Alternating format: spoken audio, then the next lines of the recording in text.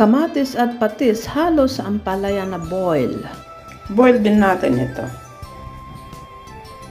Ngayon ang ampalaya.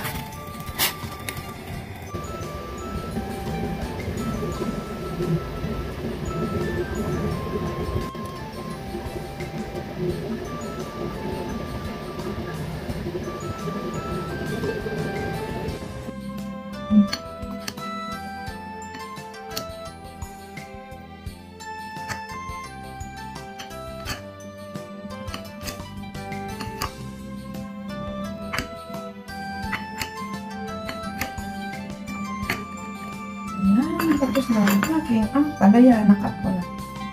Malabas ang aking ampalaya. Lagyan na natin ng kamatis. Buhusan na natin ng kamatis. Yan. Kain na tayo mga lalabs. Ang sarap ng aking ulam.